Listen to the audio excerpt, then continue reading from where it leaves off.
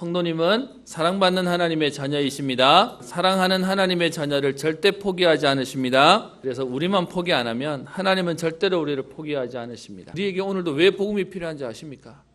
저주와 재앙이 하나님 떠난 모든 인간에게 오기 때문에 그렇습니다. 지금 우리가 실력이 있고 성공하고 어떤 면에서는 능력이 있다 하더라도요, 그것으로 하나님이 우리에게 주시는 은혜를 막을 수 없고 사단이 주는 저주와 재앙을 막을 수 없기 때문에 그렇습니다. 천국은 죄 없는 사람이 가는 데가 아닙니다.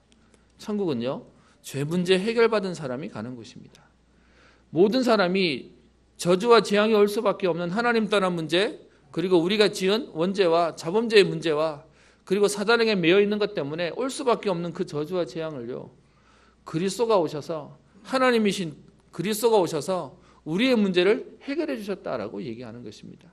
그래서 모든 사람에게 그리스도가 필요한 것입니다. 모든 사람에게 복음 전해야 되는 이유는 지금도 불신자는 그들의 운명과 저주와 재앙 가운데 6가지 문제 가운데 잡혀있기 때문에 그렇습니다. 그 하나님 떠난 인간이 너무 어려움 속에 있다 보니까 우상 섬길 수밖에 없고 정신문제, 마음의 병이 올 수밖에 없는 것입니다. 마음만, 정신만 무너지는 게 아니라 결국은요, 육신의 병까지도 오게 되어 있는 겁니다. 그래서요, 지옥 같은 인생 살다가 지옥 가는 인생인 겁니다. 여러분, 우리로 끝나면 다행인데 문제는 이 저주가 우리 후대들에까지 그대로 전달되어집니다. 그래서 이 문제를 해결하기 위해서 그 그리스도가 2000년 전에 이 땅에 오셔서 우리의 모든 죄를 십자가에서 끝내시고 해결하셔서 그 그리스도를 믿고 영접하는 모든 자에게 운명과 저주와 재앙에서 해방되어지는 응답을 우리에게 약속하신 것입니다. 지금도 우리가 막을 수 없는 문제들이 계속 오고 있는 것입니다. 사건들이, 어려움이, 그리고 우리를 넘어뜨리는 흑암의 세력이 존재하기에 오늘도 우리에게 하나님이 우리를 살리기 위한 말씀으로 무엇을 말씀하시냐? 너에게 가르치는 규례와 법들을 듣고 준행하라라고 얘기합니다. 우리에게는 왜 하나님의 말씀이 필요합니까? 왜 우리에게 하나님의 법이 필요하죠? 하나님이 우리에게요, 우리를 얽어매려고 너희가 내 말을 잘 들으면 내가 이뻐해 줄게, 그래서 하나님이 오늘 하나님 말씀을 들으라고 하는 것이 아니고요, 우리를 살리는 하나님의 응답이 뭐냐? 우리를 지키는 그 법 속에 들어와 있으라는 겁니다. 말씀 가운데 규례와 법들을 듣고 준행하되, 첫 번째, 가감하지 마라 라고 얘기하고요.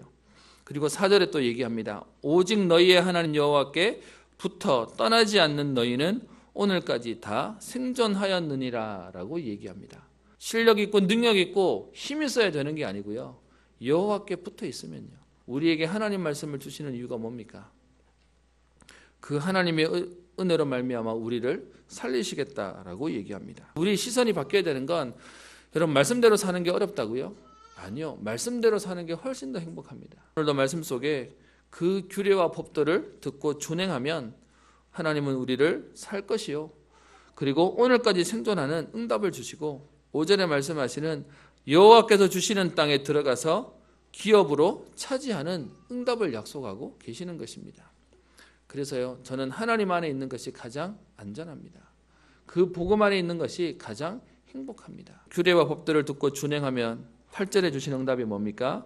그 규례와 법다가 공의로운 큰 나라가 어디 있냐? 하나님이 주시는 그 올바른 축복을 누릴, 제대로 돌아가고 제대로 되어지는 응답을 누릴 큰 나라로 우리를 세우시겠다라고 얘기하고 있습니다. 9절에 보시면, 그래서 모세가 이스라엘 백성들에게 부탁합니다.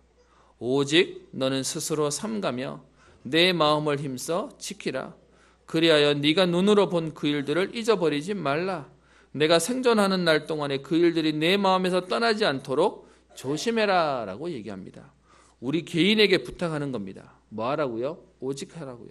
두 번째로 우리에게 하는 말이 있습니다. 개인이 그 응답을 누리고 9절 뒷부분에 보면 너는 그 일들을 내 아들들과 내 손자들에게 알게 하라라고 얘기합니다. 하나님 자녀가 되는 신분이 아니고 권세를 얘기합니다. 무슨 말입니까? 운명과 저주와 재앙을 이기는 권세를 주셨다라고 얘기하는 것입니다. 하나님 지금도 우리에게 규례와 법들을 지키는 건 하나님을 위해서가 아니고요, 우리가 살 길이라고 얘기하고 있습니다. 그래서 여러분, 이 복음을 깊이 누리시고 이 복음의 비밀을 가지고 여러분의 모든 상처를 넘어설 만한 치유의 응답이 있게 되기를 축원합니다. 복음을 통해 하나님 나를 살리시고요, 그런 우리를 통해 다른 사람 살리겠다. 그게 서밋의 축복입니다.